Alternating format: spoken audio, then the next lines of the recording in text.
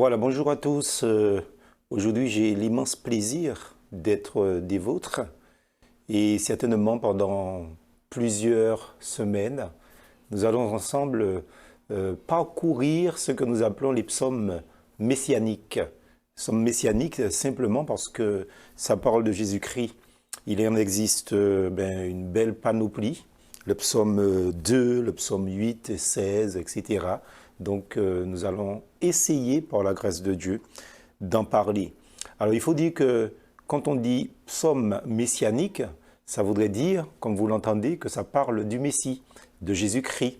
Bien sûr que tous les psaumes ont une note prophétique.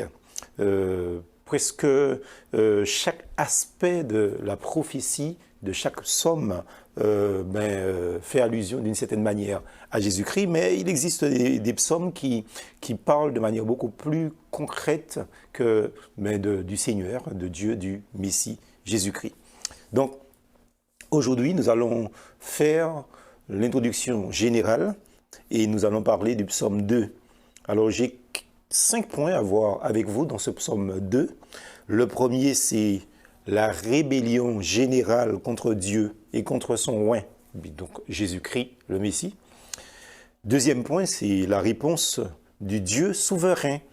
Nous parlerons dans le troisième point du Messie, le Fils de Dieu, Jésus-Christ. Quatrièmement, la domination du Messie sur toute la terre. Ben oui, parce qu'il va prendre le pouvoir. Et enfin, nous allons parler du dernier point, dernier appel de la grâce de Dieu. Et nous allons terminer ainsi. Alors, je ne sais pas si dans cette partie, nous allons voir tous ces points, mais je voudrais faire une introduction générale avec vous, parce que quand nous lisons la parole de Dieu, et en particulier, nous lisons dans le livre de Luc et aussi des Actes des Apôtres, je suis sur le chemin d'Emmaüs, le jour de sa résurrection, la résurrection du Christ. Le Seigneur Jésus-Christ, il a fait brûler le cœur de 2 disciples, ce qui est extraordinaire. Et comment il a fait brûler leur cœur, c'est une manière, je vais dire, figurée de parler, il leur a fait chaud au cœur, en fait, c'est ce que je devais dire.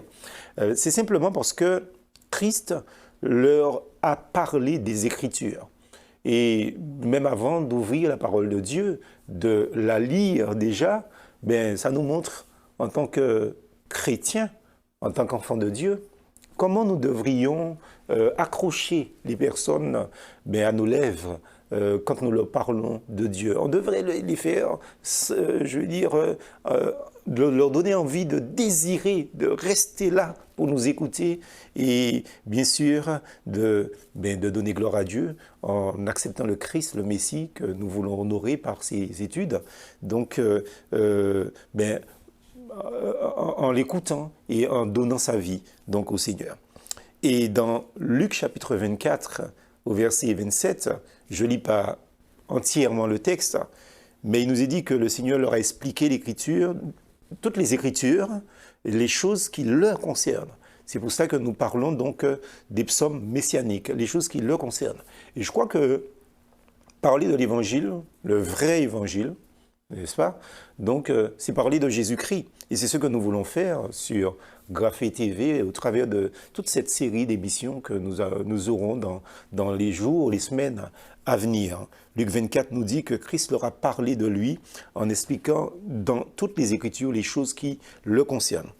Donc, ce qui est formidable, c'est que ceci nous aide et nous invite à parcourir l'Ancien Testament et le Nouveau Testament. Donc toutes les Écritures, comme nous venons de le lire, pour y découvrir ce que l'Esprit de Dieu y a inscrit concernant le Messie, Jésus-Christ, le seul Seigneur, le seul Sauveur. D'ailleurs, si nous nous plongeons déjà dans le Nouveau Testament, dans la première épître de Pierre, 1 Pierre, chapitre 1er, verset 11, il est dit que ce témoignage des souffrances qui devaient être de la part de Christ et des gloires qui suivraient. Donc voilà donc ce qui sera notre objectif, c'est de parcourir toutes les Écritures et de dire les choses qui concernent Jésus, le Messie, donc notre Sauveur. Et de donner témoignage de ces souffrances qui, justement, donc, doivent nous faire comprendre que ces souffrances, c'est nous qui devrions les subir, simplement. Alors, première chose que je voudrais dire dans cette vaste introduction, c'est que c'est un livre où sont évoqués les sentiments de notre Seigneur, ce que nous appelons les psaumes. Alors en fait, le nom de ce livre-là, c'est le psautier. Donc, ça veut dire que le livre qui contient tous les psaumes. Et le psautier est divisé en 5 parties, mais nous allons parcourir toutes les parties en lisant les livres, les psaumes messianiques. Donc, premièrement, nous allons parler d'un livre où sont évoqués les sentiments de notre Seigneur. Premièrement, nous sommes dans l'introduction. Et l'introduction, je vous l'ai dit, elle sera longue. Peut-être même toute cette émission, nous allons rester dans l'introduction. Parmi tous les écrits prophétiques concernant notre Seigneur, Jésus, le Christ, le Messie, je pense que le livre des psaumes occupe une place éminente, très très importante. C'est dans ce livre-là, dans le psautier, tout particulièrement, que sont évoqués en fait les sentiments qui ont été dans le cœur de notre Seigneur Jésus-Christ, sentiments d'amour, de paix, de sérénité, et puis aussi beaucoup de sentiments de sacrifice de lui-même, de son être, pour vous, pour moi, pour l'humanité entière. Donc la manière dont les psaumes nous parlent de Jésus est extrêmement diversifiée. C'est pas à sens unique en fait, ni bilatéral, c'est-à-dire de seulement 2 manières, mais très diversifié. Il présente Christ comme serviteur, tantôt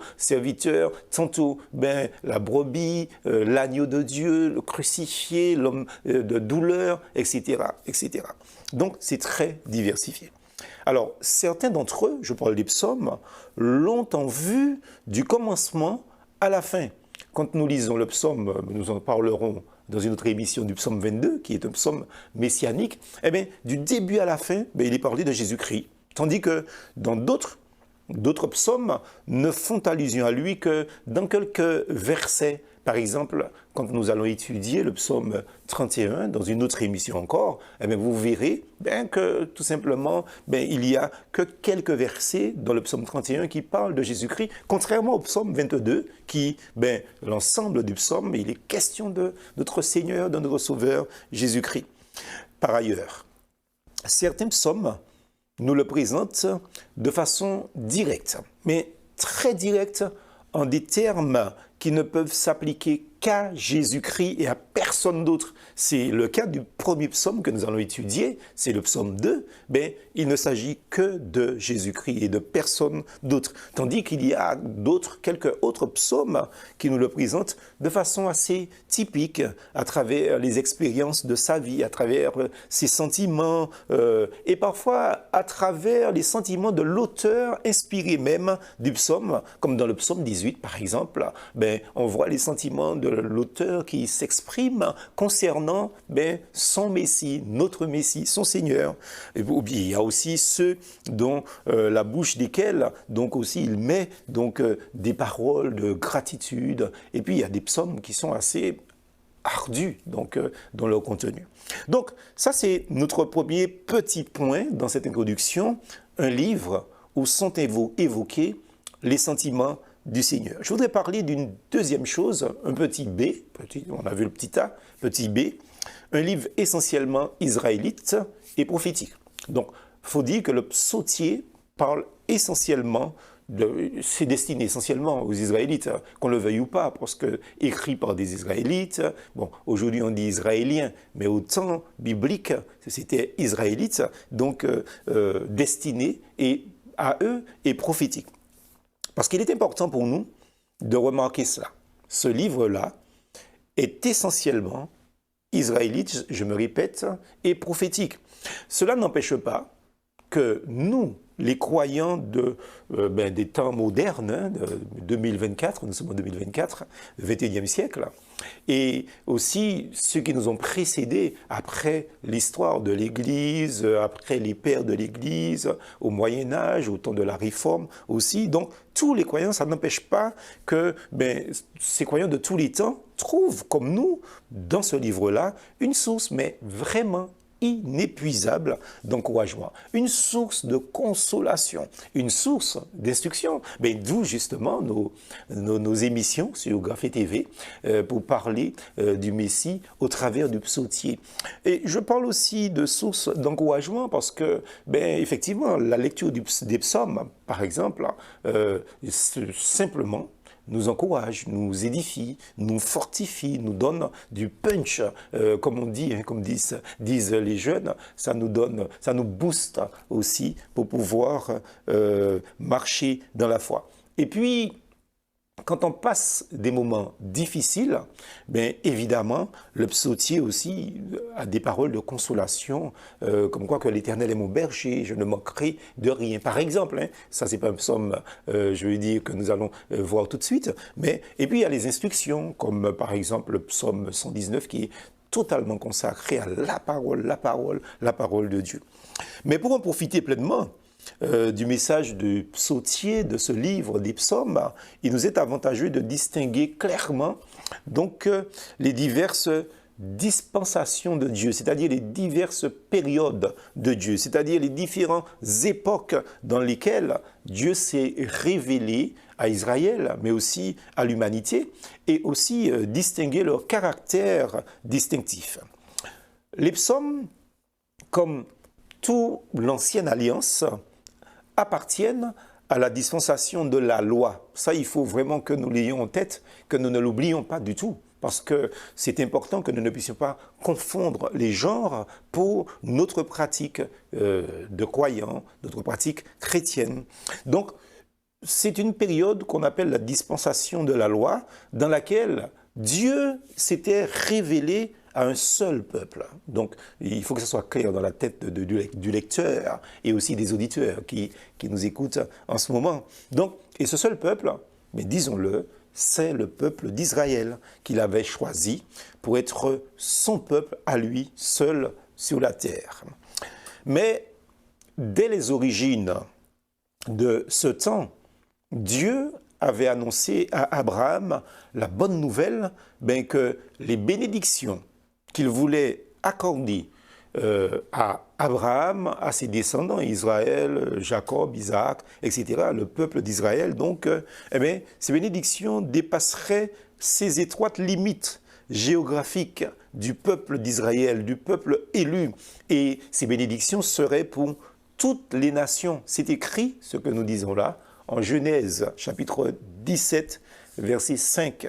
Dieu dit qu'il bénira donc les autres peuples, les nations, au travers des bénédictions qu'il accordera à Israël, au travers des bénédictions qu'il accordera donc à Abraham.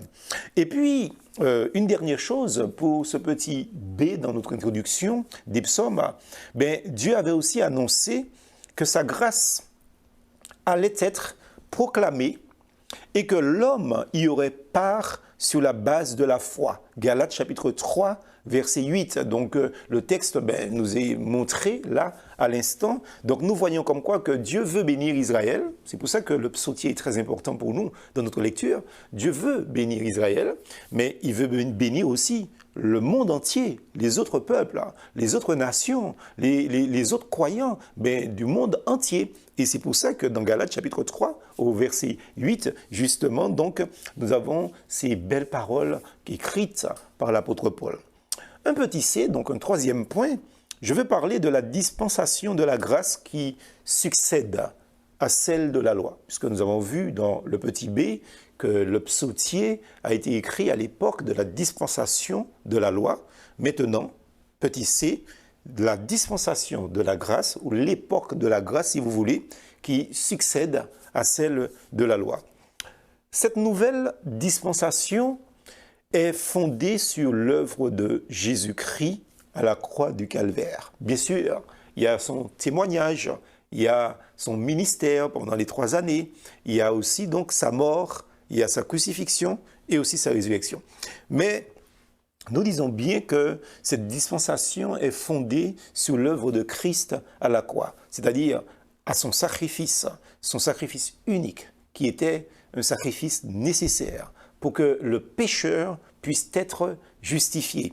Donc, tout le long de l'Ancien Testament, comme nous l'appelons, ou de l'Ancienne Alliance, Dieu s'est plu à annoncer la venue de celui qui est au centre de ses desseins éternels. Et celui-là, il faut le dire, c'est Jésus-Christ. Il n'y a pas d'autre, comme disent les apôtres, il n'y a de salut en aucun autre. Le salut se trouve qu'en Jésus-Christ. Donc, disons que le livre des psaumes nous place sur le terrain d'Israël. La venue de Christ et les événements qui l'accompagnent en sont un thème principal du livre des psaumes, et en particulier des psaumes messianiques. Mais souvenons-nous d'une chose importante, que nous nous situons aujourd'hui entre 2 venues de Jésus-Christ. Une est passée déjà, et puis il y a une venue qui est future. Tandis que le peuple qui a reçu les psaumes se trouvait avant donc ces événements. Et ça, c'est une chose importante de dire par rapport au contexte et aussi aux paroles que nous allons étudier dans ces psaumes messianiques. La perspective prophétique ne distingue pas toujours les diverses étapes de la venue de Jésus-Christ. Tout comme la vue de massifs montagneux, ne se distingue pas, on ne distingue pas les différents chaînes dont il est formé. Eh bien, c'est un peu ça, la prophétie. C'est-à-dire que vous avez devant vous une montagne, donc l'accomplissement de la prophétie, mais derrière la montagne, il y a d'autres monts, il y a d'autres collines, il y a d'autres vallées, et au fur et à mesure de l'histoire, se voient dérouler les événements qui sont annoncés. Et c'est ça, justement, qui fait la spécificité des psaumes messianiques. Donc, la prophétie nous fournit une grande richesse de détails concernant la venue de notre Seigneur et Sauveur Jésus-Christ. Mais souvent, la prophétie ne nous indique pas comment ces détails s'inscrivent dans le temps. On ne sait pas, par exemple, quand ça va se faire, quelle date, quelle heure, où est-ce que ça va s'accomplir, etc. Et c'est ce qui fait la beauté de la prophétie, je veux dire. Alors, je voudrais voir avec vous un petit dé dans cette introduction, les promesses à Israël pour la terre et l'appel céleste des croyants. Alors, dans ce petit point introductif, souvenons-nous que les promesses de Dieu à Israël sont toujours, mais toujours, en rapport avec la terre. Donc, ça c'est important de le dire. Avec la terre. Donc, c'est-à-dire que Dieu leur dit qu'il va les bénir au milieu des nations, qu'il va les protéger au milieu des nations, etc. Dieu a toujours fait des promesses ainsi à Israël. C'était des promesses terrestres. Tandis que les chrétiens, par contre, ce que moi je suis, ce que vous êtes, et si vous ne l'êtes pas encore, nous souhaitons, n'est-ce pas, qu'à l'issue de cette émission, que vous vous rapprochiez davantage du Seigneur, et nous souhaitons aussi qu'au travers ces études des psaumes messianiques que nous allons voir ensemble, que vous le deviendrez. C'est ce que l'apôtre Paul disait au roi Agrippa, mais je souhaite que tu sois non seulement comme moi, mais que tu deviennes comme moi et que tu sois un témoin de Jésus-Christ. Donc, façon de parler, je ne cite pas textuellement ce texte du livre des Actes des Apôtres. Donc, mais évidemment, nous les chrétiens, nous sommes des participants à l'appel céleste. C'est ce qui est dit dans Hébreux, chapitre 3, au verset 1er. Donc, Dieu a fait des promesses à Israël, mais ces promesses-là, nous nous intégrons dans ces promesses que Dieu a faites. C'est-à-dire, nous devenons participants à l'appel céleste. Et nous avons notre espérance, nous, dans le ciel. C'est-à-dire que notre pays, notre patrie, n'est pas terrestre. Notre patrie n'est pas, charnelle. Elle est spirituelle. Donc, nous avons notre espérance, ne l'oublions jamais, dans le ciel. Même si nous restons des citoyens du pays dans lequel nous habitons et où nous sommes nés. Mais en tout cas, notre espérance est là-haut, ne l'oublions jamais. Il nous faut tenir compte de cette différence lorsque nous lisons les psaumes, et particulièrement les psaumes messianiques.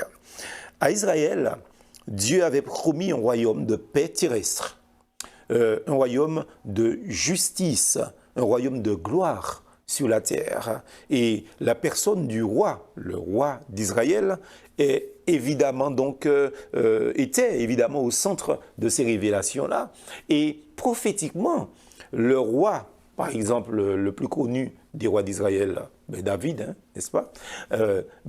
Le roi était le symbole de ce roi des rois, c'est-à-dire Jésus-Christ, qui est le roi de tous les rois d'Israël et le roi de tout. Quand il y a eu le schisme, vous le savez, il y a eu le royaume du Nord et le royaume du Sud. Christ, il est le roi des rois des royaumes du Nord et il est le roi des royaumes du Sud, comme il est le roi de tous les rois de la terre habitée, donc dans notre époque aussi.